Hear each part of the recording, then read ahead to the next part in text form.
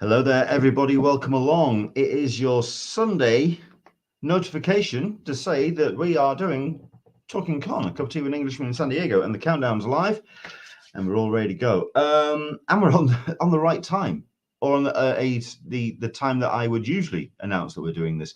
Considering that, yes, we were a little we confused a whole bunch of people last week because I ended up working as a DJ as to pay the bills. It meant I did this show an hour early last week, which kerfuffled a lot of people. And I apologize for that. There's a bunch of people that actually joined us around the time we were just wrapping up. And sorry about that. But hopefully you got to see some of the live stream. Hopefully you got to watch back the show. And to be honest, it was a real fun show. And yeah, hopefully you got to see the live stream or the replay. If you are watching this after the fact, yes, that means that you really should stick the notifications on, and yeah, we'll tell you when we go live each and every Sunday. 10 a.m. Pacific, 1 p.m. Eastern, 6 p.m. GMT. It's all around the 6 p.m. GMT mark. We kind of that's our fixed point in space, or 6 p.m. Here in the UK.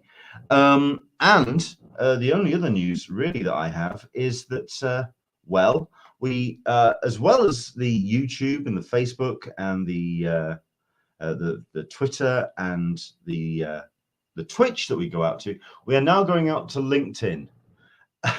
It's an option that has been provided by StreamYard, and yeah, it's a bit weird, but I've said that's the one we're going to go to, and LinkedIn have said that I'm okay to stream to them, so LinkedIn is getting this stream as well. So all those professionals who seem to think that I am after a job now are watching the stream. If you are watching this on LinkedIn, by all means, comment below. Let us know what you think, and see if it's relevant to your particular interests. Considering that LinkedIn is very specific when it comes to it as a social media. But there we go. Let's have a look at, we've got 1 or 2 people joining us. Hello, Clydine. Hello, Into the Blue Mister as well. Oh, Into the Blue Mister, afternoon all.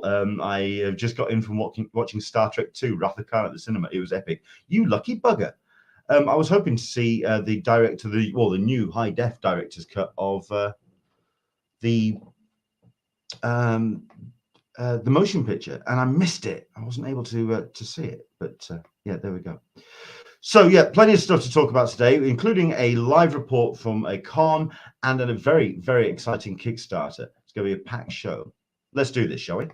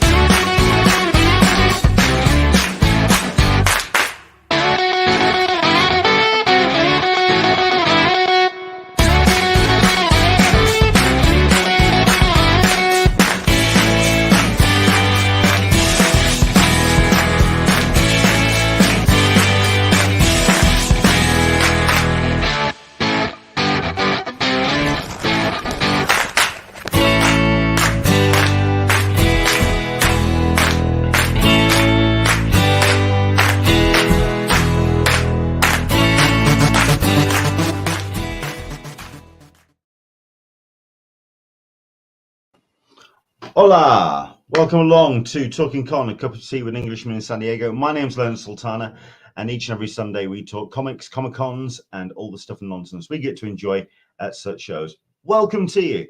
If this is your first time joining us on the show and on the live stream, welcome along. Each and every Sunday we are live, and we'll always be a live show. We don't do any of that to replay nonsense. Basically, it's your show, a roundtable where we get to talk about Comic-Cons. We've got lots of news coming in from big events on the way. We've got D23 Expo happening next weekend. We've got NYCC, New York Comic Con, barreling down the pipe as well. A whole bunch of news about that on the way as well. And we've got a whole bunch of shows that are happening right now. We've got DRAGONCON, which we've got a live report coming very shortly indeed.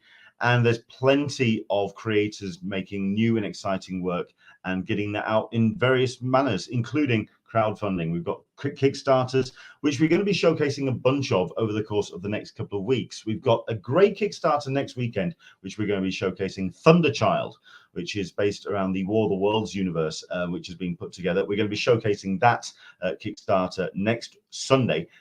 We've got a very cool one, which I think you're going to really enjoy taking a look at. That's going to be at the back end of this week's show. But this is our show, so thank you very much indeed for joining us. And yeah, of course, do jump in with your notifications. Head down below and support us by hitting the notification bell, subscribing, and of course, commenting as well. It really does help us out. If there's any way that you can kind of interact with the show, you can either interact with the Q&A, with the comments. Of course, we're going to be showcasing people who are watching right now. But if you want to comment after the fact as well, down below, you can either do it on YouTube, on Facebook, and all the other social medias which take comments. Do jump in with any comments and questions you may have, especially when it comes to a couple of things that we do each and every week, including our question of the week, which I do have one for this week. So hopefully you'll be up for answering this as we go throughout the course of the episode, and we'll get some of the really cool answers at the back end of the show. Actually quite relevant to what we're going to be looking at very shortly indeed. DRAGONCON is taking place in Atlanta, in Georgia right now. We've got 2 people who are going to be bringing us a live report. But this is a show that is running over 5 days. It's from Thursday all the way through to Monday. It's Labor Day weekend in the US. So they've got the extended weekend. We're also having that here in next in March for Star Wars Celebration. It's a bank holiday weekend, and they're running the whole show until the Monday. So the question of the week this week: which do you prefer, a 2-day, a 3-day, or even 4-day Comic-Cons? I mean, we even have San Diego Comic-Con, which goes 4.5, don't we? We have the preview night as well. But what do you think about those shows which really bite into the working week, or indeed just kind of like overflow over the weekend? Do you think Comic-Cons really work well when it's just the weekend and it's an escape from that kind of real world? Or are those longer shows where you really get the chance to have a look around and explore? Which one do you prefer? The 2-day, the 3-day, or the 4-day Comic-Con? Comments, let us know what you're thinking. And yeah, we'll love to hear what your thoughts are. Clydine Lee's watching. Hello, Leonard. Hi, are you? Clydine, how the devil are you? Sarita P is watching. Good day. Hello, Sarita. Leanne D, good morning to you. Hello there. It's good to have you joining us, and good to hear that you're around.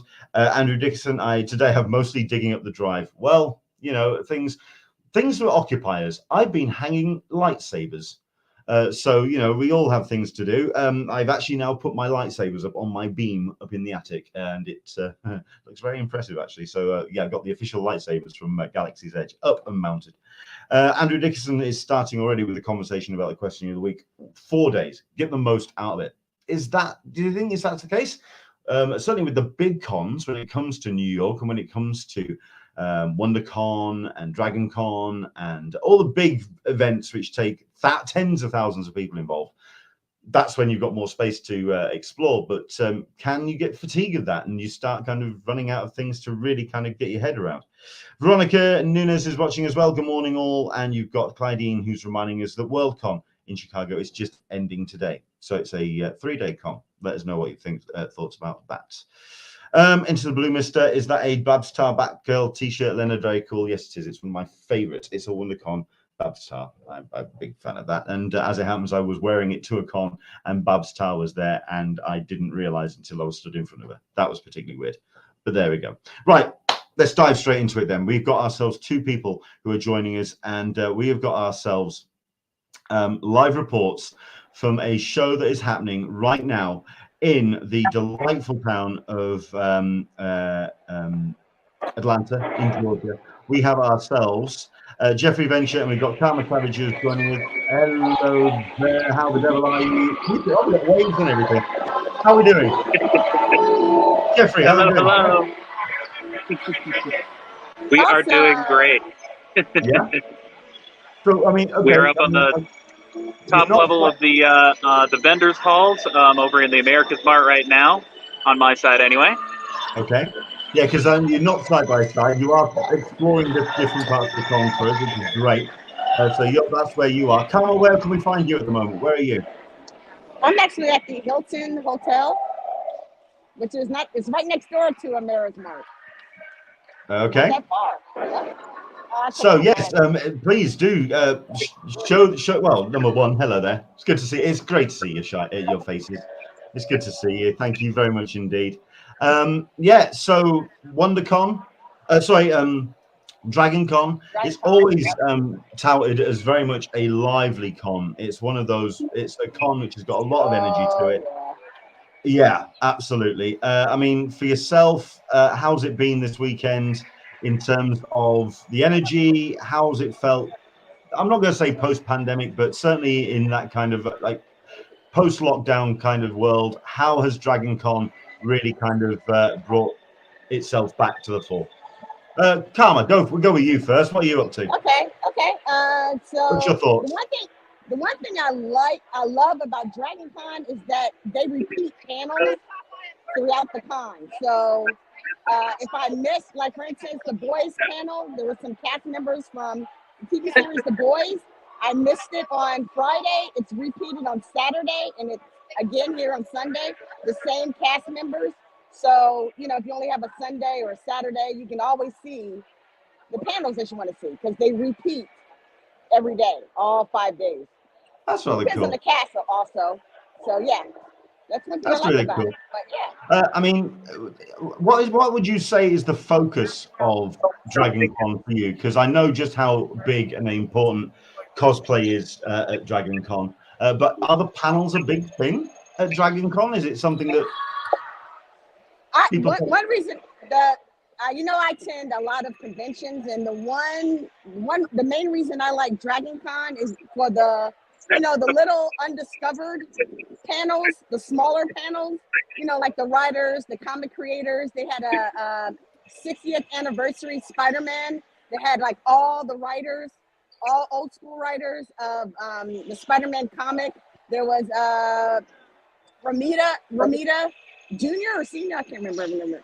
Bendis, Michael Bendis was there. So that was kind of cool. So I really like it for the gems, the small panel, because I don't get to do the small panels at my other conventions, like New York Comic Con and San Diego Comic Con. So I tend to rely on DragonCon for those small gem, you know, and they're basically then they have fan run panels also.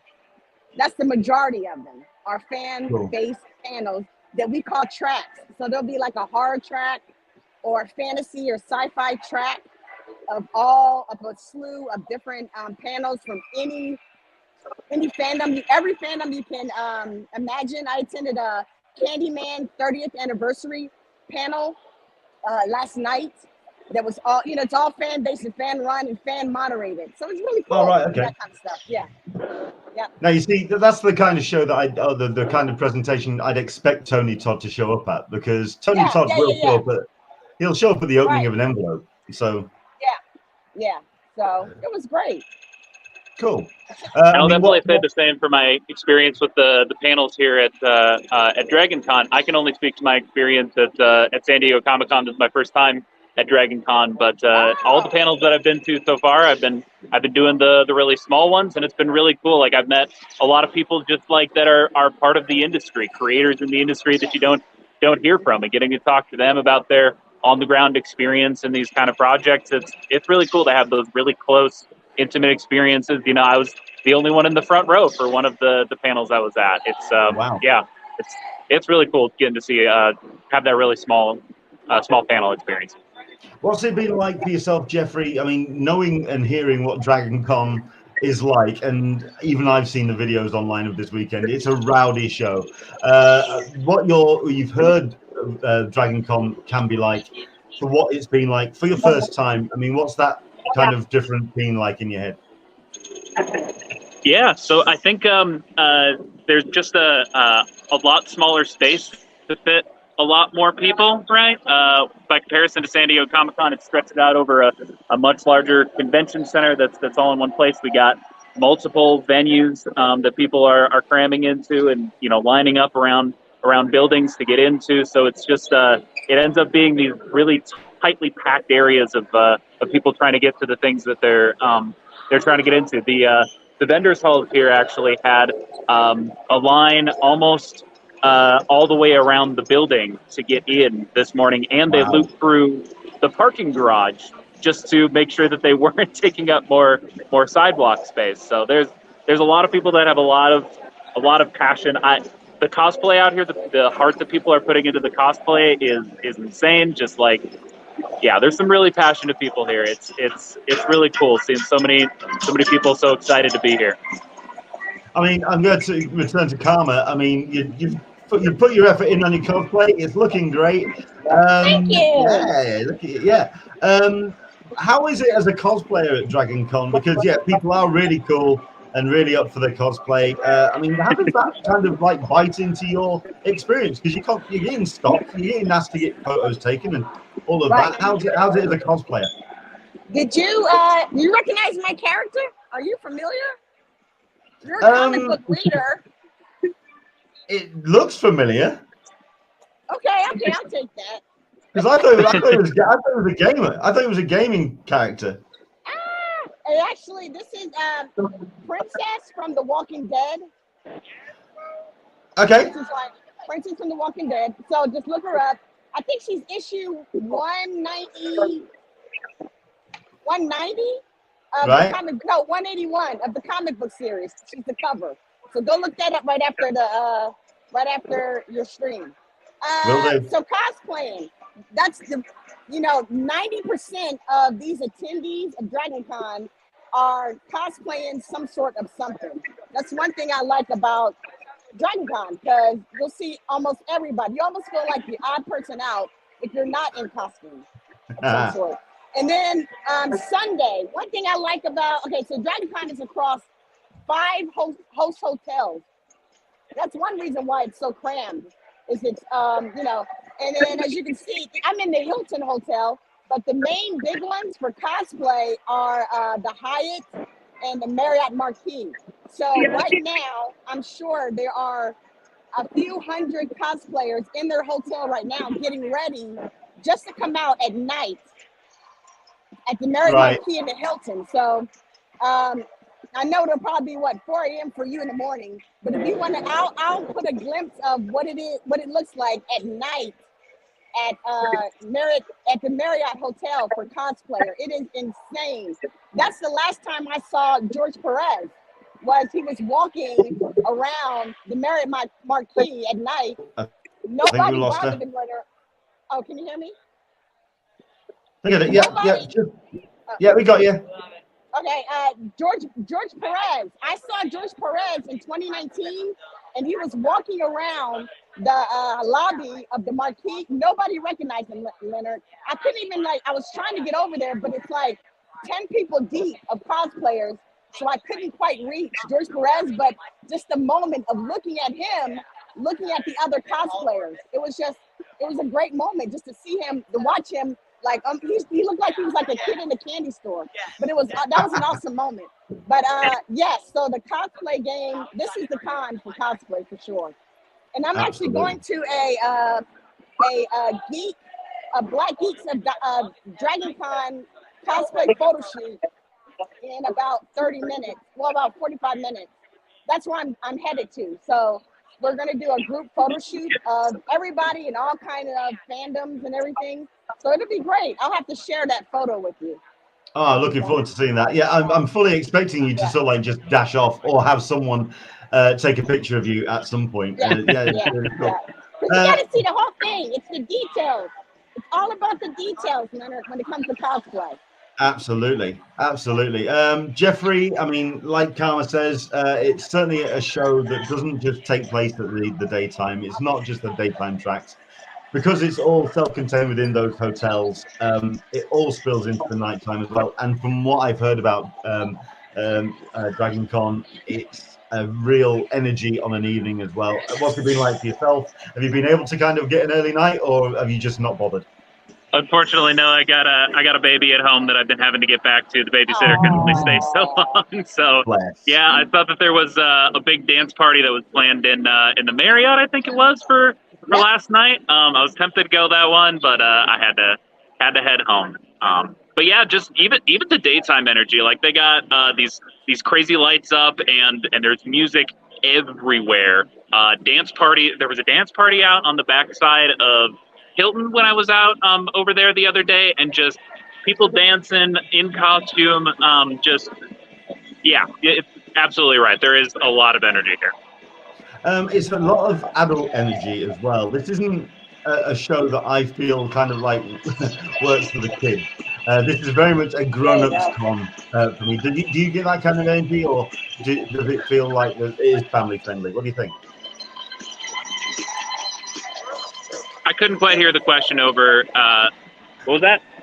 Oh, here, let me it was about basically whether you feel it's a family friendly con, or I mean, because every time I see reports from DRAGONCON, it very much feels like this is the grown-ups at play.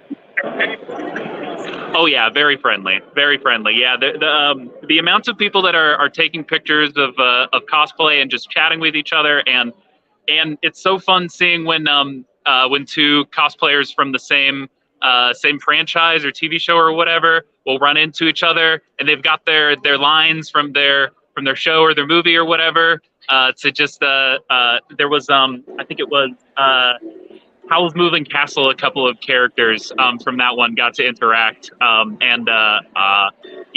Prince King Howl and the protagonist. I can never remember names, but they had a little banter and took some photos together, and just lots of friends, lots of really warm and welcoming energy, and the amounts of fandoms that are represented here too is nuts. Like you do see your Captain Americas and your Lokis and all that kind of stuff, but every single fandom is represented here. Like I've seen Shrek cosplay among the many other types of franchises that are represented here. Just people get really creative with their costumes. The pun costumes are really fun too. Just the creativity is insane. I love it.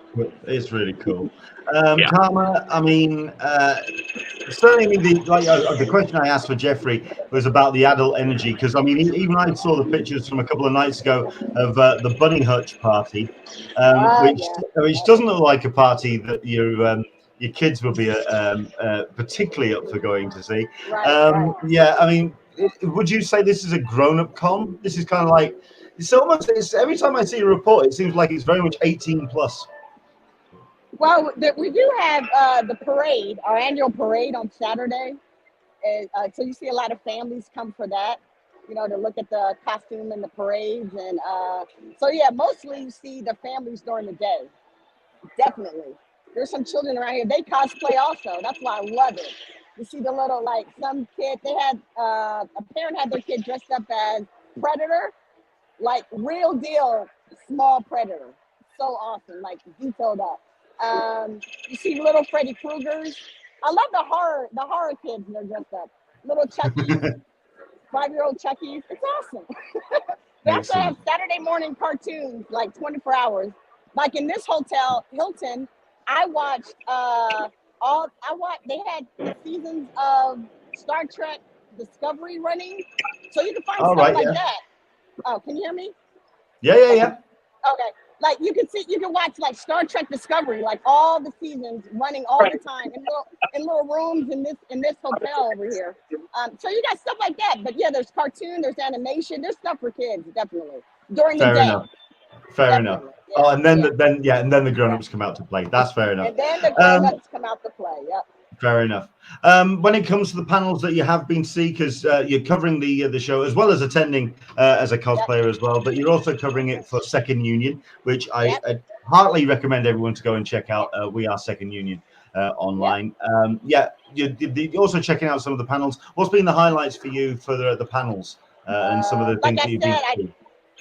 I did like that 60th anniversary of Spider-Man panel, which is on Friday. Oh, one of my favorites now, I'm a gamer, so Red Dead Redemption. They had the which I did not know. All these years I played Red Dead Redemption, Undead, and Red Dead Redemption 2. I did not know that it was performance game. It was performance acting. Like, you know how they wear the performance capturing? Oh, yeah, where they mocap, wear yeah. all the dots and all that, and they move around. They're actually every single. That's why it took so long for Red Dead Redemption 2 to come out. Is because it's performance capturing.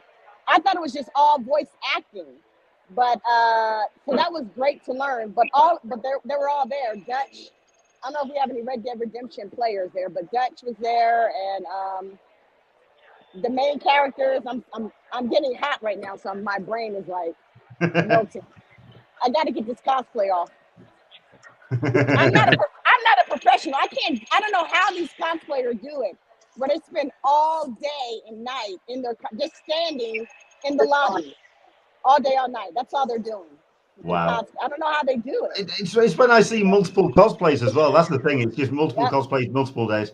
That's something else. And for yourself, Jeffrey, I mean, you're obviously in the artist alley. You're in the vendors room at the moment.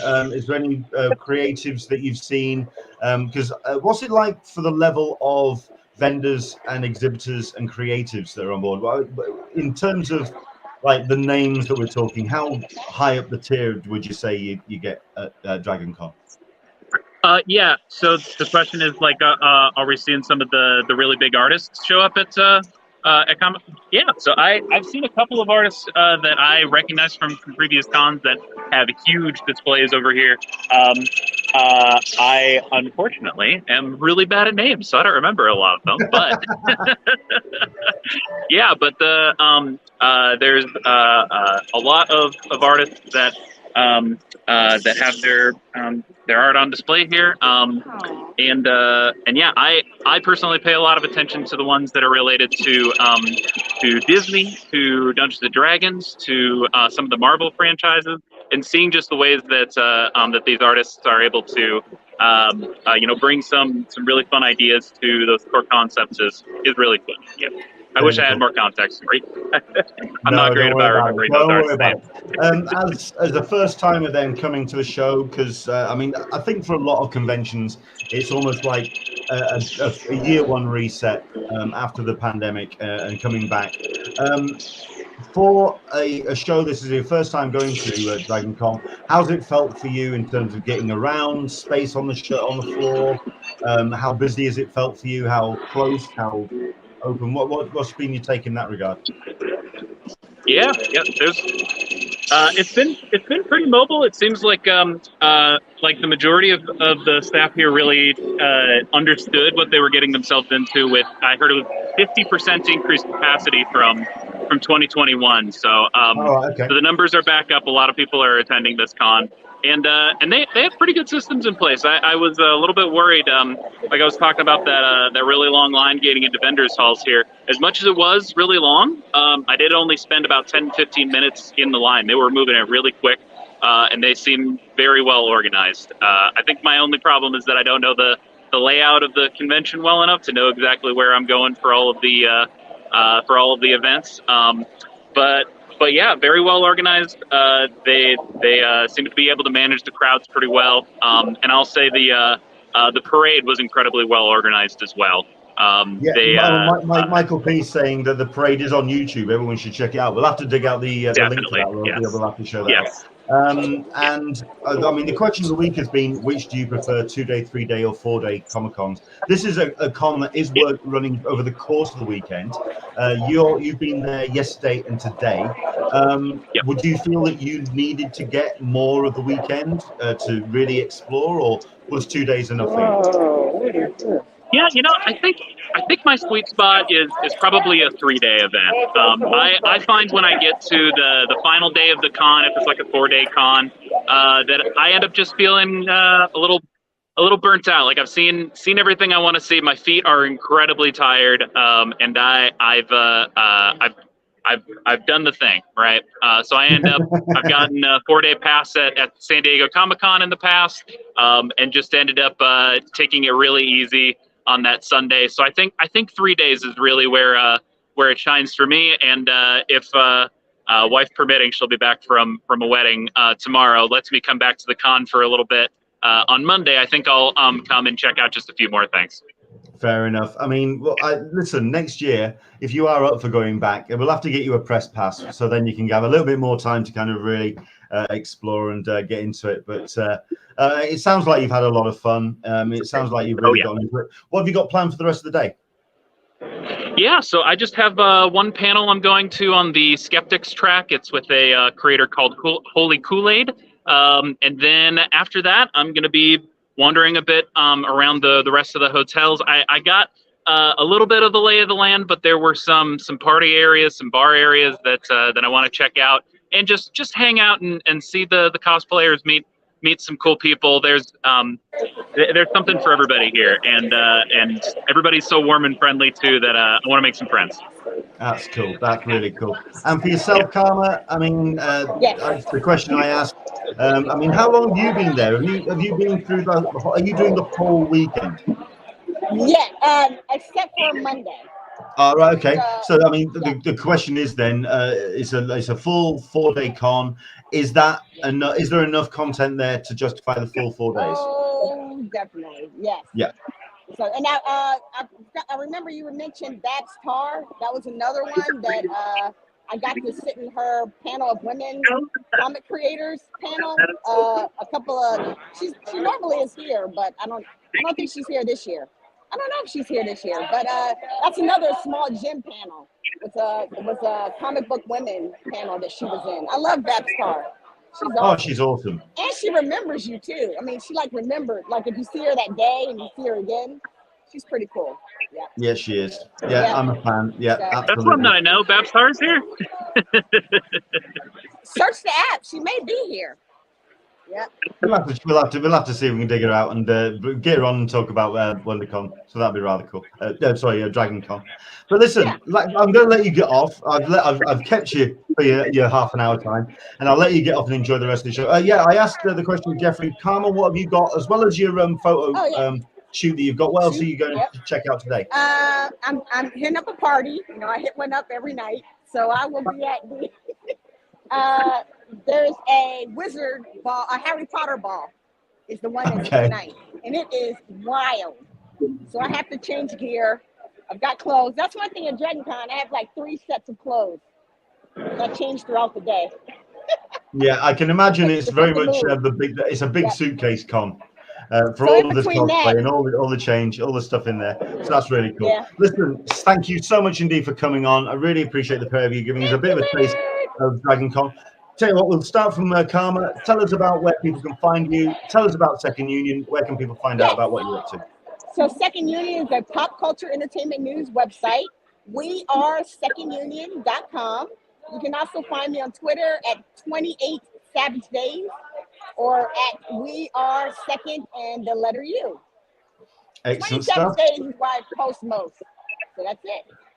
That's great. Thank you very much indeed. Jeffrey, where can people find you online? What you get up to? Yeah, you can find me on Twitter. I've been posting some updates here from the con. I'm also on TikTok. Both of those are just, you're at Jeffrey Ventures. You'll find them by searching Jeffrey Ventures, sometimes the underscore, sometimes the dot. But in any case, and I post Dungeons & Dragons content mostly, as well as stuff from the conventions that I go to.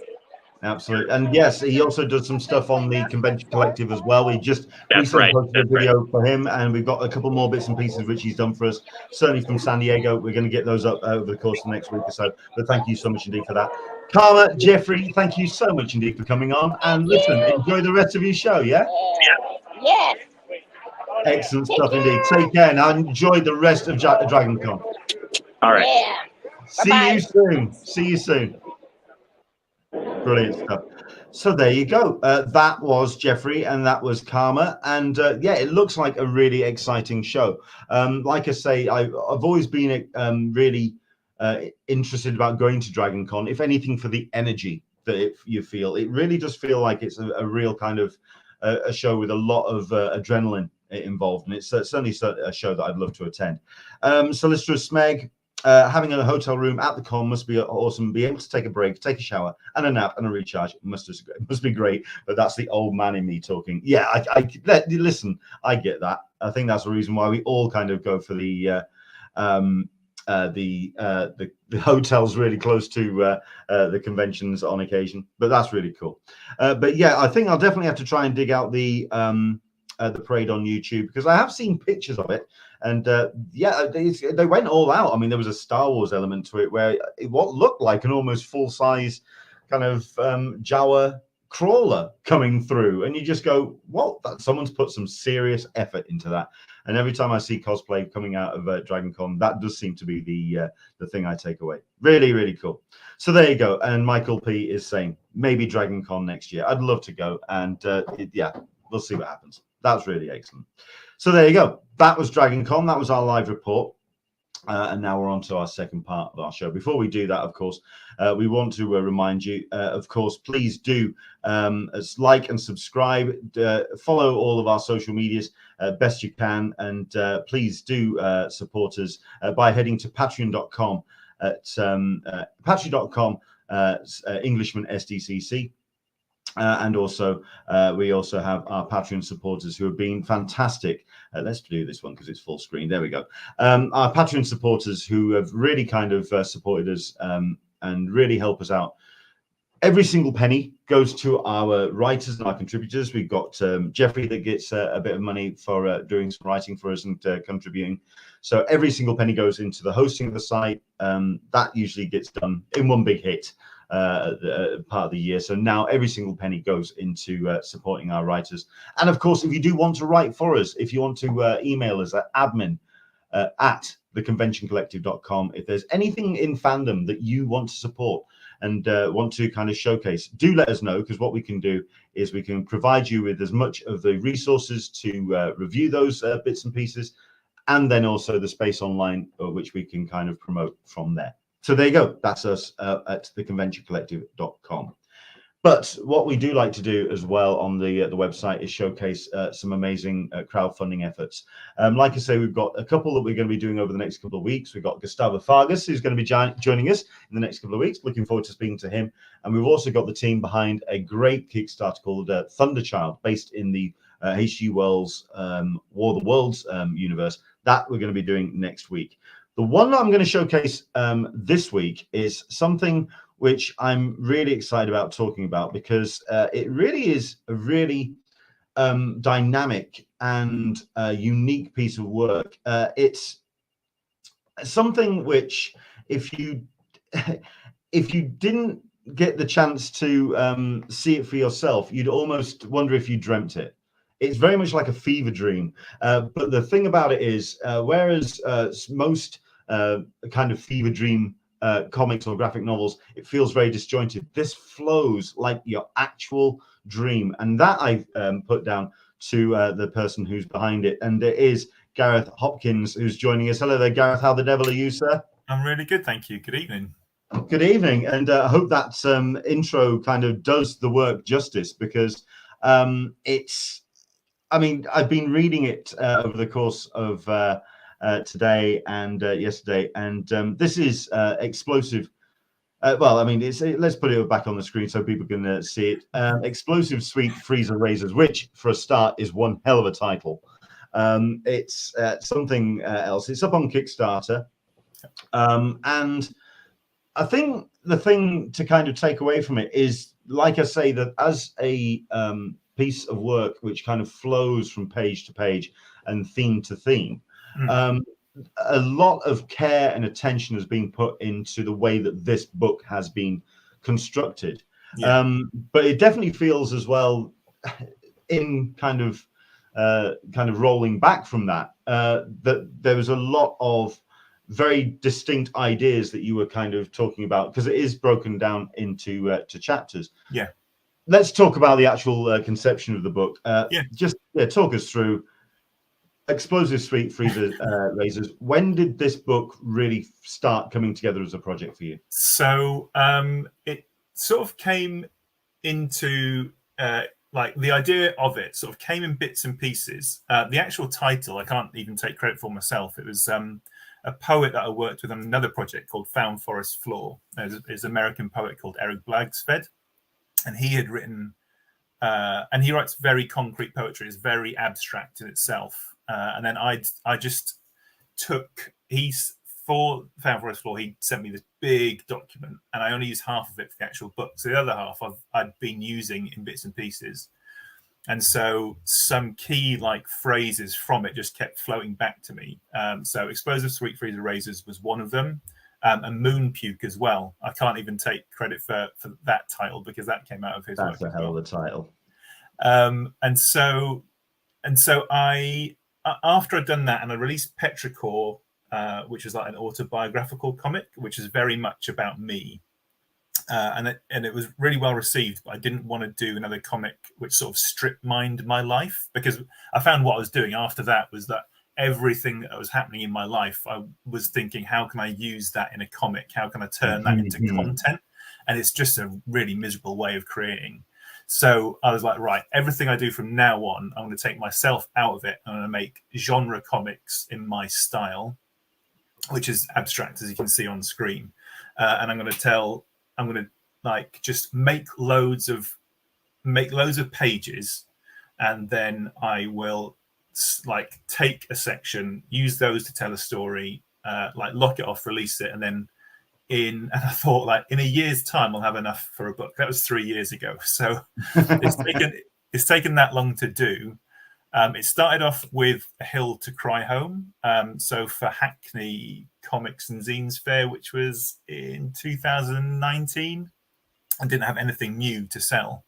So I thought, right, I've got 50 odd pages. Let's tell a ghost story, and then let's tell like a sort of a story about what it's like to get older. So you still like cherish the idea of going out with your mates, but you're too old to really keep up with it. So that was Petal Burn. So I released both of those at the same time. And then just over the next few years, I just started making more of them. But what I did find is that I found it, although they're genre, I call them genre comics. So there's some ghost stories, there's some stuff about aliens, and then there's some weirder stuff again. But there's all like, they've each got like a kernel of how I was feeling at the time. Sure. So like Tuesday Salted Curse, which is on screen at the moment, that was at the tail end of last year. I made that actually. Today's the anniversary of me starting work on it. But when I actually came to write it, I was genuinely furious with the world and how things were going. And so all that like rage came out in what is, like, reading it back a year later, I was quite surprised by how far I'd gone at it. I'm just going to say, you kind of beat me to one of my questions, because like I say, the pieces themselves, I mean, like when I use the term fever dream, those are obviously, it's kind of like a cliched phrase, but it's very much a sense of what you're feeling when you're in a vibe and wanting to tell a story, or even just get a series of thoughts out. Like you say, it's taken some time to make the book into a coherent piece, which you're doing on Kickstarter. How do you feel about looking back at the pieces now? Certainly, now that you're kind of pulling them together as a cohesive whole.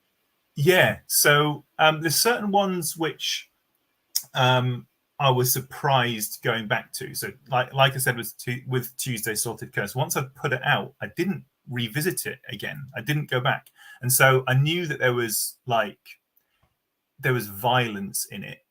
But I had forgotten how visceral it was. And it's quite, it's like strong piece of writing, especially for me. I'm quite laid back and timid. So, and although I was annoyed by the petrol crisis, and it's come out as a coven of witches destroying the world, like that's but then something like Petal Burn, which is like softer and more nostalgic, and also far more abstract. So it's got a sort of running feeling going through it. And then something like Not This House, which is essentially actually this two monologues, one from a ghost and the other from the house that it haunts, sort of butted up against each other. But there's sort of melancholy there, and a sort of like helplessness in there, which sort of, I think, it's maybe not universal, but I think lots of people could understand it having come out of the past couple of years. and it sounds ridiculous, but it's inspired by working from home and just being at home all the time, and sort of like feeling like you're haunting your house because you're just constantly observing it, and you're there all the time, and there's no escape from it. So yeah, that's sort of what that was about. And looking, yeah. So, and some of them I spent lots more time on than others. So Yeah. Moon Puke, which I mentioned earlier, I spent months refining that. Well, I mean, this one is just the way that this has been done. We're talking photographs of the pages in a studio. It's in a very, I mean, I'm going to use Dave McKean, a mixed media kind of vibe, and it's stunning to look at. And you've clearly put your heart and soul into making sure that the way that it's framed, there's no wasted element to it. I mean, that must have taken quite the time. Yeah. So, and it was done actually probably over 2 years to get to that point, and in bits and pieces. I didn't sit down and work on it for 2 years, but the little booklet that the actual pages are photos of, I worked on that sporadically for a long time. It was just something I carried around with me, and it didn't start off as me planning to make a comic. It just started off as a drawing exercise. And so what I'd do is I'd pick up a highlighter pen or a Posca pen or a biro, and then work on each page for 10 seconds, just flipping through, work 10 seconds, 10 seconds, 10 seconds. And then after I'd done that probably a couple of hundred times, it sort of built up to this little like weird book thing. And as I was working on that, I knew that I wanted to tell a story about car parks. And and because I was commuting at the time, so car parks were a major part of my life. Like finding the perfect car park or the perfect place to leave my car was a 6-year obsession. And that sort of like fed directly into the story. And then I met up with another comic artist and had a conversation with him, and then just some of the things which he was doing in his life sort of clicked off against the car park thing, and then that clicked off against seeing Moon Puke written down in another part of Explosive Sweet Freeze Razors, and it all sort of started coalescing. And then I wrote the story of Moon Puke, and then I had to figure out how to actually make it work as a comic, because when I scanned all those pages, because I'd used highlighter pens and all sorts of nonsense which does not translate digitally, so I had to take photos of it to make it make sense. But I tried it 3 different ways, and so I ended up with 3 times as many pages as I needed to make the book, and that's why I intercut them. And so it's sort of, I use the different styles of photograph to cut in between like sections of the book. It's like and then once I'd lettered it and I thought I'd honed it down, and I sent it out to a few people. So Ken Reynolds, you might know, and my friend James Plum, and a few other people. And then they were really helpful because especially Ken was like, have you thought about like tilting the boxes so that they meet where the pages have skewed? And that really helped sort of coalesce the comic into itself. And then there's certain sections where the pace is a little bit off, and so like I wrote extra to make it make sense. So I usually work really fast, but yeah, Moon Puke took, I don't know, 4 drafts before it was finally done.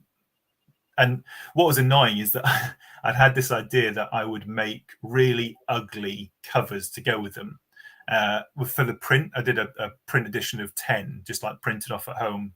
And so I had these covers, and they were really smelly as well, just stinking out my office for a good year before I actually managed to finish the comic and get them out. So yeah, there was that as well. Wow. I mean, the other things as well that I took from it, I mean, I don't know, because I read, because you sent me the PDF, the review copy. Yeah. And I read that in an app, a comic reading app that I have. So it's full screen, and you can both pages up on the screen. You're scrolling through. Yeah. And certainly when you're kind of like scrolling through and you're seeing the thematics of each page, and the whole thing starts flowing. And what I actually ended up doing, as well as reading it slowly and taking in the book, I then went back to the first page and then just scrolled quickly through. Yeah. And it almost, there's definitely this thematic vibe, as it kind of like, you can almost flip book animate the comic. That's really good to hear. And, yes, and so there's certain elements which reoccur throughout the comic, and that was on purpose. So I think, as well as having a comic called Moon Puke, that text appears in at least 2 other comics, as like before that appears in the book. You're sort of like being geared up to it.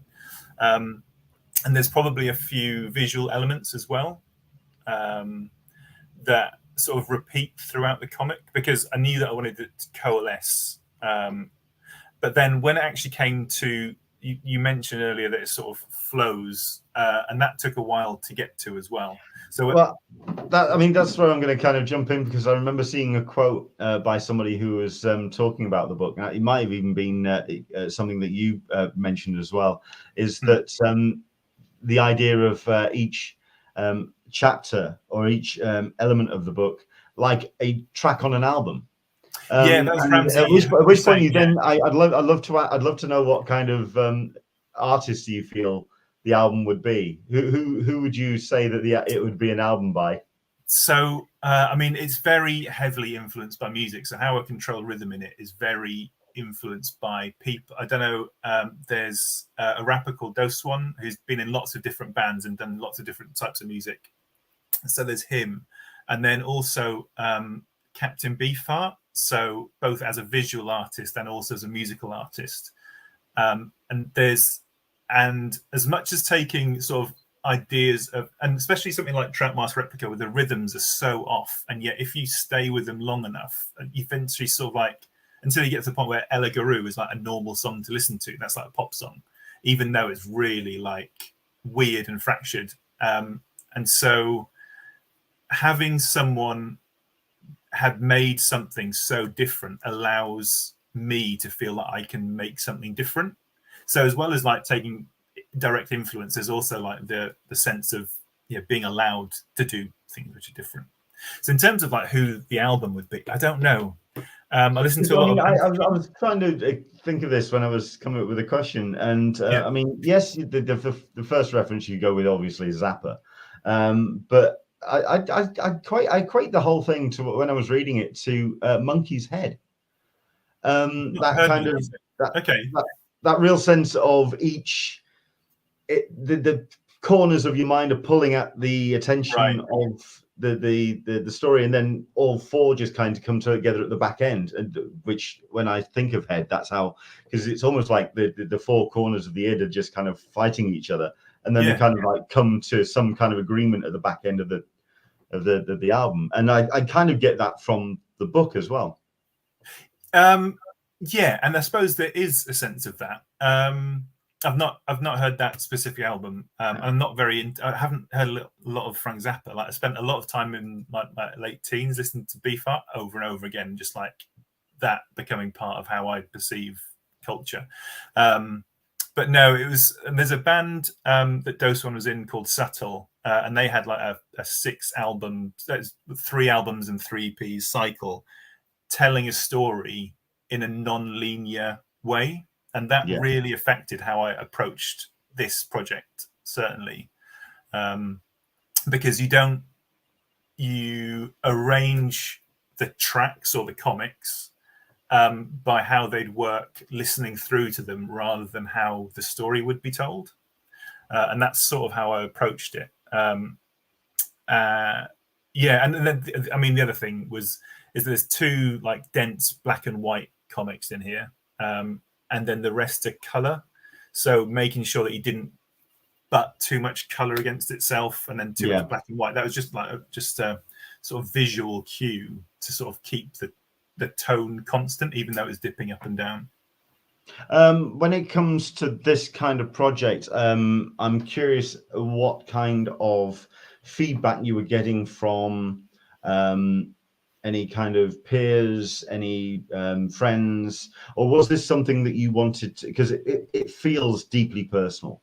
I'm wondering how much you kept to yourself before you kind of unleashed it on the world, or was this something that you evolved with contribution and feedback from friends? It is very personal, and I'm also a terrible collaborator, because if I've got an idea of how something should work, then I'll go with it, and it tends to be why I either just like take work from somebody else to interpret. I did it recently with a comic called Jet Wash Trampoline. I just took a bunch of stuff that Sean Azzopardi had sent me, and then I reworked it into something, because that's how I prefer to work sort of by myself. In terms of like the community, like I've always, 13 years been on Twitter, and so you share ideas on Twitter, and people say nobody has ever said I don't like that, which is good, but lots of people said I don't really get it, but that's only in person at a con or whatever, where you're trying to sell it and they go, oh, it's not for me, and they walk off. So there has always been that. And then whenever I've finished a project, I'll send it to when I say a project, like a comic, I'll send it to 5 or 6 people to get feedback on it, to see what they think. Always with the caveat, like, if you have a suggestion, please let me know, but please understand that I probably won't do anything with it because I'm too stuck in my ways. Apart from some like Puke, where that was really like important to me. And then in terms of like abstract comics, there's lots of people, and I've said this before, lots of people who are making them, and sort of like they can see what other people are doing and it makes sense to them, but there's not a lot of interaction between us. So like there was the Uncomics anthology this year. And I think everyone in it, we all know of each other's work, or for the most part we do, but we don't socialize that work at all. So we all go away and make our own thing, because we've all got our own influences. Like a lot of my influences are just like 90s comics, like 2000 AD, X-Men and Spider-Man. They're like how I structure my work based on those layouts.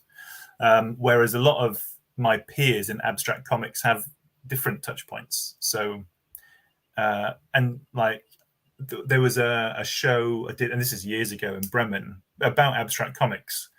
But I was the only person there talking about Death's Head 2, and everybody else is like, "Why? Who is this you keep talking about?" I think that the Twitter comics community, once you have muted enough accounts and terms that you don't need to hear anymore, it's really healthy and really good. And there's lots of, especially someone like Claire Napier. And I don't know, just offhand 4 years ago, she was like, the 9-panel grid is very masculine. And since then, every time I've used it, I've thought, right, this is a masculine page now. And just little things like that. Interesting thing to say. Yeah. But then again, she's an interesting person. I mean, if anyone's someone that you're going to pay attention to when it comes to comments and I think it's because, so like every time you see a 9-panel grid, your touch point is Watchmen, and that is like a very it's a masculine comic. It's very rigid, it's very hard nosed, it's very serious. And so so I think if I put out a 9-panel grid like that, I think this is Watchmen, or this is a reference to Watchmen inadvertently, and also it's very masculine. So cool. This, I mean, I've said it again. I may sound a bit repetitive on this, but it's a very personal comic that you've put together. I'm curious if you feel that this is a book that you could have only created over the last 2-3 years, which we have had a real sense of time, of introspection, of reflecting on the world we're in and the way that we interact with it, and our own social anxieties as well, the opportunities that some of it has afforded, vice versa. So all of the aspects of the last 2-3 years. Is this a book that you feel is a product of the last 2-3 years, or is it just a culmination of the work that you've done up to now? Is it regardless of the pandemic? I hadn't thought of it like that, actually, but it definitely is. and I hadn't really seen it through that lens, but now you've mentioned it, it makes total sense. So some of the comics were made before everything happened. So Bones of the Sea, and even Moon Puke was made. But some of the later ones that I made, like Not This House, The Hum as well, that was made just as the first lockdown was letting up, and we went on our first family walk, like outside to somewhere where there'd be other people, and there's sort of like the sort of paranoia everyone felt about getting near to somebody else exists, although it's not referenced directly. It sort of exists in the way that I've sort of framed the text there, and I've not really thought of it, but yeah, definitely. And the other thing that made a big difference is that before lockdown, I would mostly work in black and white, because I would work during lunch breaks, during my day job, or at my desk in like quiet periods. And so carrying some pens and some paper around lends itself to doing black and white work. But being at home and just like at my desk all the time meant that I could just like have all this art material. So, and you can't see it now because it's outshot, but I've got Posca pens, I've got acrylic inks, I've got some acrylic paints down there, I've got watercolor pens, all this stuff to hand to sort of just like experiment and just push things out. And so a lot of Explosive Sweet Freezer razors wouldn't look the way it does had I not been stuck with the pages for that long. So like the older ones, like Petal Burn, the reason that it's just like black and white and yellow, I don't think you've got any images of Petal Burn, but it's because I was just using highlight pens, and then having to like bump them to get the colors to come through. Whereas something like Tuesday Salted Curse, like it's got a much richer palette because I had the opportunity to build that up. So yeah. And then some of the sort of like forlorn, emotional beats, and then the angry ones that come out near the end. Yeah, they're certainly influenced by sort of the general stuff. But then I suppose Nothing, which is one of the most depressed comics, that was done at the tail end of 2019. So that was I was already depressed before I bloody started. Yeah. Fair enough. It's a question that I've been asking a lot of the people, even sort of while we were in pandemic, and that they were creators were turning to crowdfunding to reach an audience while they couldn't attend shows or couldn't get books out to retailers. It was a way to really communicate directly to their audience. Why Kickstarter? Why have you stuck with that platform? I mean, it had a rocky period there for a second when it started flirting with all sorts of options, but it still remains to be the kind of like the dominant Kickstarter, the crowdfunding platform. Why Kickstarter? Why is Kickstarter ideal for you? So for this particular project, it came down to practicalities. So I had sent, before it was finished, I was sending out samples and descriptions to a couple of publishers, like small publishers who had a history of doing sort of experimental work and maybe sat outside the mainstream. And even they were coming back and saying, this is a bit more than we know how to market. We don't know how to sell it. So sort of came back to me to find out a way to do that. And then so I was looking at options of what I could do, and the print. So I got the quote. The print quote came back as more than I could afford to spend by myself. So I had to come up with a certain amount of money, and then with Thought Bubble in November, which isn't that far away now. No, if I wanted to have this ready for Thought Bubble, I had to get moving. I didn't have to. I couldn't like save up for 7 months to get the money together. I just had to get it sorted. So, I did a previous Kickstarter in 2016 for a comic called 683, and I found that really stressful. and drove a lot of anxiety, and I didn't feel comfortable coming back to Kickstarter. Oh, But wow. I took my time on it and made sure that everything was there. I knew that making the video was going to be the hardest part because it's outside of my comfort zone. So I made it fun. I recorded one with my son, which was genuinely awful. But then the body of that became a script that I could use to make a better one. And that's when pre-launch, I was worrying more about the people at Kickstarter approving the project than I was about selling it. And then, yeah, so it was ready to go. I just sort of got it all together, ready to launch. Let everybody know a week before. And then, and then I set my target. I thought the target I set for myself, I thought was ambitious but achievable. And then I got it in 48 hours, which was just amazing. So then all that anxiety that I was expecting just didn't turn up. So it was just really refreshing. And I found so far it's been great. I think fulfillment is the bit that I'm currently worrying about. So I'm already doing maths on, on how many trips. That seems to be the key issue when it comes to crowdfunding for many creators, who are, maybe those that aren't familiar with platforms or just getting books out, but certainly in a Brexit period of time, and just when logistics and even just getting hold of materials, but getting books and rewards to backers, that seems to be the backbreaking part of the whole process. I mean, what kind of I hate to think what kind of stress levels you are putting on something like this, but how what does that layer add to it?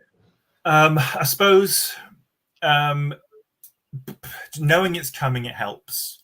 Right. Having already, I knew how big the book was going to be, so I sort of, when I got the print quote, I was like, how heavy is this going to be? How much is it going to cost to post? And sort of had that in my.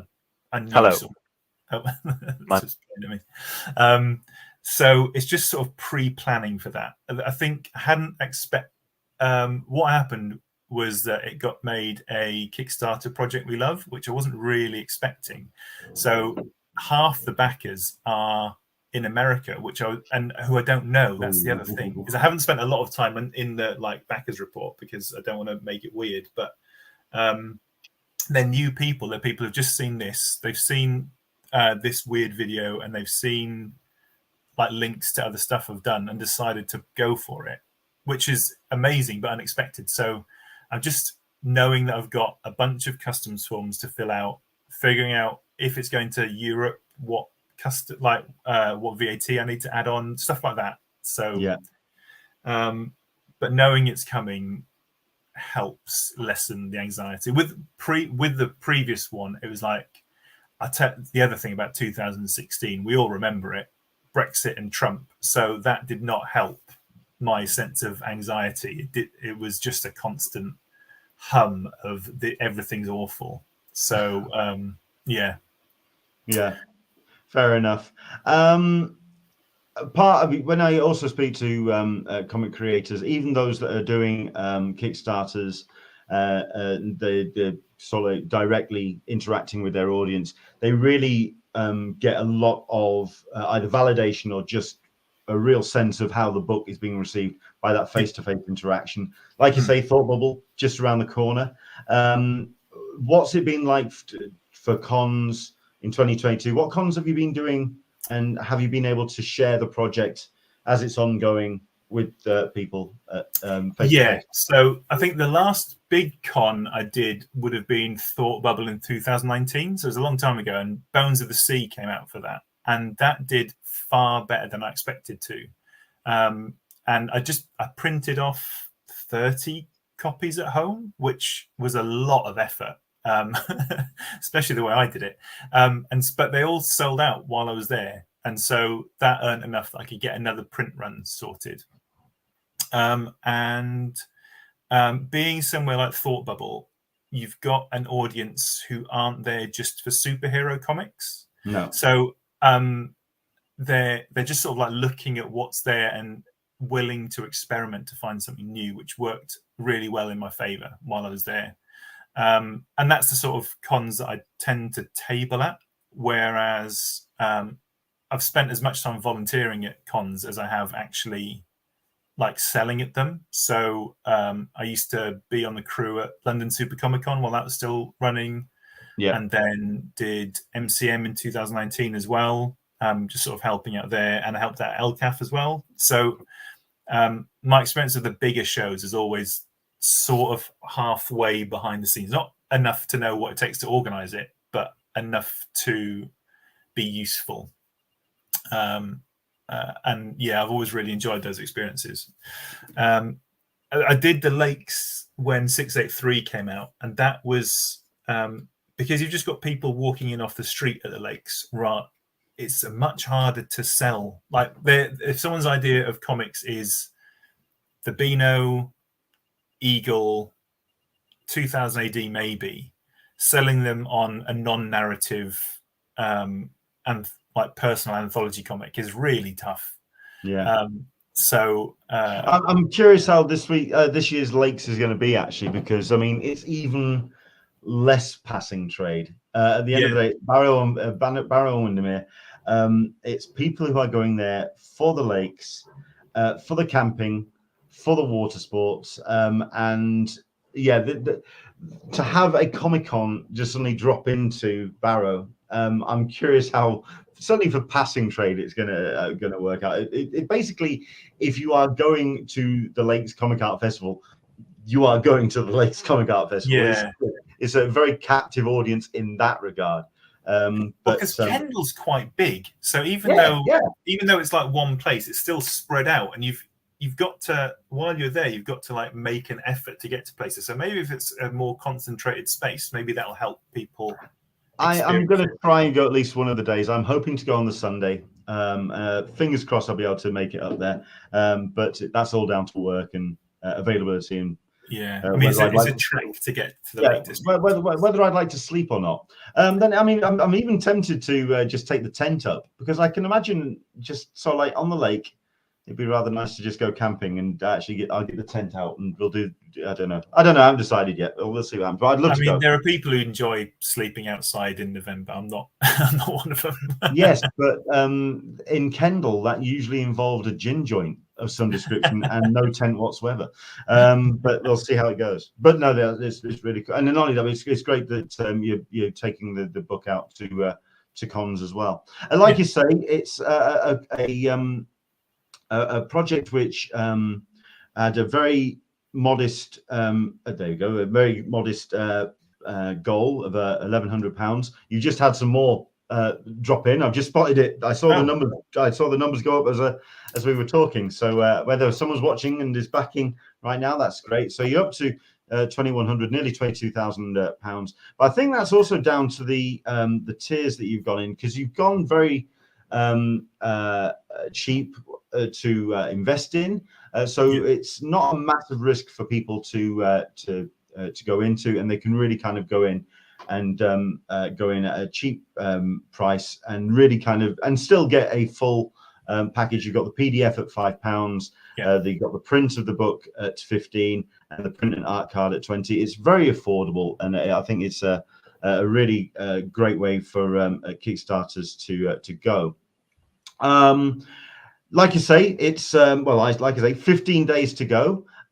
What would you like to see from this project moving forward, in terms of getting it published on a more mass scale, or what? I mean, what would you like to see from it? I mean, where do you see the project ending? Does it end when I don't know where the project's going to end. This is drawing a line under Explosive Sweet Freezer Razors, which has been my life for the past 3 years. I've done lots of other stuff, but this has been the main sort of like ticking away project. And so it's drawing a line under that is really important to move on. Dream-wise, like I want to have enough copies, so like to submit to somewhere like Fantagraphics they want a physical copy. So if I've got a physical copy, I can send them. I can say, this is what the book actually looks like. Because if you, where I've sent like a page each from each of the stories, that isn't enough to get a sense of what the book is. Yeah. So actually having the book there, even just flicking through, you can get a sense of the rhythm of what's happening in the book. So it would be nice if that led to it being picked up by a bigger publisher. But I'm also realistic, like publishers have a lot going on at the moment. So if it doesn't lead anywhere, that's cool. I've got a Patreon at the moment where I'm making a page a day, and that's my main focus, like just making sure that I'm hitting my own deadline every day. And that's what I'm worrying about. And then I've got a few other projects going on. So I haven't got anything to aim at, but I'm just getting a lot of velocity going, which is how I started off this initial project. So I was going to say, it's at first I was wondering if it was something there where it's one project, release that into the world, and then move on to the next thing. But it sounds like you're spinning a fair number of plates, and that's keeping your sort of creativity active as well, because then that way you're really kind of bouncing from project to project, and you're keeping yourself. You're not getting kind of transfixed on one. You're not getting transfixed on this. You're looking at other things that are in your mind as well, and you're moving on. So that's really cool. So, like I say, we mentioned about lakes. We mentioned about Thought Bubble, and I might as well. We'll wrap things up with the question of the week. You've hopefully had a bit of time to think about it yourself. Yeah. And like I say, we've got lakes, which is going to be a 3-day con, 3-day festival. Let's get it right. It's a festival. Starts on the Friday and then moves through the Saturday, Sunday. Which do you prefer? Do you prefer the 2-day? I mean, I've even not put the 1-day con as an option down there. I mean, what do you prefer when it comes to a convention? As someone on the other side of the table. So as on the selling side of the table, I would prefer a 2. That's always worked best for me. And it gives people a chance to sort of saunter past, have a look at what I've got. And then what I did for the last Thought Bubble was I printed out pages of the comic as big business cards. So one side was a page from the comic and the other side was my details. So people could take that away and then think about maybe coming back on the Sunday. And that's always worked really well for me. So 2 days is better than 1 day. Right. 3 days is... 4 days is too much. I couldn't hack a 4-day as a punter or as a volunteer or as a seller. It's just too much for me. And I'm getting older now. So and are you paying attention, MPM? You're paying attention. 3-day. I think when I did MCM, no, I only did 2 days of the 3-day MCM, and I was absolutely exhausted by the end of that. Just being stood up, managing queues, telling people to stop bothering people while they're eating their lunch, that sort of thing. It just takes, it's exhausting. So I think 2-day is the best for me. Yeah, because you get a day to travel up, then the Friday night you sort of meet everybody before everything kicks off. Because the Friday night of a 2-day con is probably the best night, and then Saturday you got the official party, which is good, but it doesn't go off the rails as quickly, and I think that's what you want from going out. And then Sunday is just like stacking up on energy drinks and hoping you survive the drive home. So fair enough. Good answer. Excellent stuff indeed. Well, I mean, Gareth, we got the link up on the screen there, kickstarter.com/projects/GRthink explosive-sweet-freezer-razors. It is a title. It is a title. I'm like I say, we're talking, 15 days to go on it. And I'm hoping all the very best as we head into the final. I should say quickly, I've set a stretch goal of £2,200 and everyone gets an extra 32-page comic on that. So we're £23 off? No, £13. No, you're not. You are now, you are £13 away from that. So yeah. So that is excellent news. Thank you very much. Excellent stuff indeed. Gareth, thank you so much indeed for joining us. I've got your social up on, this is the Twitter that I know you're from, so GRthink. Yeah. Where else, where is the best place for people to see what you're up to? Is it Patreon or is it Instagram? Where do you usually send people? So I send people to @grthink, basically.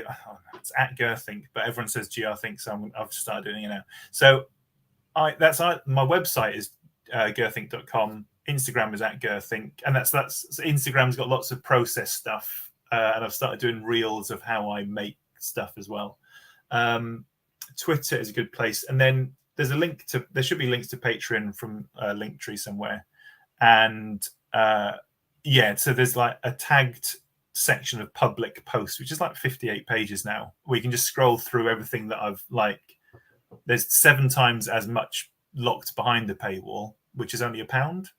So you can get a sense of what I'm doing with the sluice, by clicking the public posts. So yeah. No.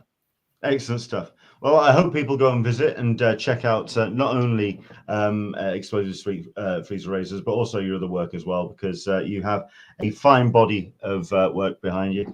And to be fair, looking forward to what you've got coming up next, because it's always exciting to see what you've got coming. Gareth, thank you so much indeed for coming on, man. I really appreciate it. And thanks for sharing the project with us. Everyone, check it out. Kickstarter.com/projects/grthink Explosive Sweet Freezer Razors. Running right now on Kickstarter. Gareth, take care. Thank you so much indeed. And thanks for coming on, man. Cheers. Bye. Thank you. So there you go. A cracking project, and I really hope that you take the time to have a look at it. I've had a look at the review copy, but I really want to see what it's like physically in your hands, because it really does feel like a book which would work best as a tactile thing. I know that it's up for £5 on the PDF on the tier, but I can imagine as a physical object to actually feel connected to, like I say, this almost lucid dream experience. Very, very interesting indeed. Very, very cool. So there you go. Let's go through a couple of the answers to the question of the week, and then we'll let everyone get off, especially if you are watching from the US. It's Labor Day, so I know you're either doing a con or just chilling out, so I can appreciate that. Toby is watching. Question of the week: depends on the con and how much it offers. SDCC definitely 4 days. Others would vary. I've been to some I could do it in 1 day, even though they were a 3-day event. Yeah, I kind of understand a bit of sense of that. I mean, Toby will kind of get this sense. We went to Galaxy's Edge, the Star Wars thing in Anaheim, and you'd think that this massive experience that they've created for the Star Wars fans is something that you would have to take days to explore every aspect of it, and you can actually do it in pretty much like a half a day or something. So I understand that mileage may vary, but a real sense of what you can actually get out of a show. And then you've got Michael P. Weekend cons are good too.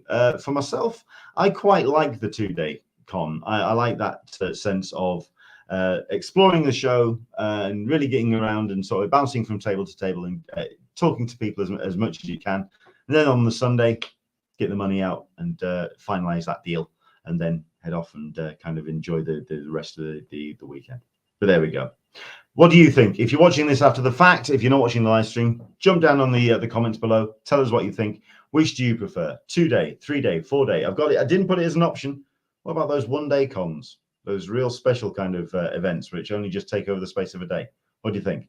Let us know. Which do you prefer? I'd love to know what your thoughts are. And please do comment below, because it really does help. Right, that's us. Thank you very much indeed. Next week, we are going to be talking to the guys behind Thunderchild, which is a story based in the War of the Worlds universe. They are, it's Rob Jones who's put this book together, and it's a real kind of dynamic take on that tale of that chapter of the steamer ship trying to escape from the Martians. From the actual Kickstarter campaign, it's a beautiful book. They've actually released on the Kickstarter page, I believe, the PDF of the black and white version, but I'd love to see the whole thing done in color. We're going to talk about the process of that with Rob Jones and Neil as well next week as we talk to that. And hopefully we're also going to be joined by Gustavo Vargas as well, who's also got a campaign going at the moment. So plenty of stuff that we're going to be getting into. That's going to happen next week. Thank you very much indeed for joining us. I hope you've enjoyed this week's Talking Con, a cup of tea with Englishman in San Diego. As always, please do like, comment, subscribe, hit the button below, and you'll find out when we're going to be live next week on Sunday. Talking Con, a cup of tea with an Englishman in San Diego. Thank you very much indeed for joining us. Enjoy the rest of your weekend. From us to you, hopefully we'll see you next Sunday for another Talking Con. Take care. Goodbye.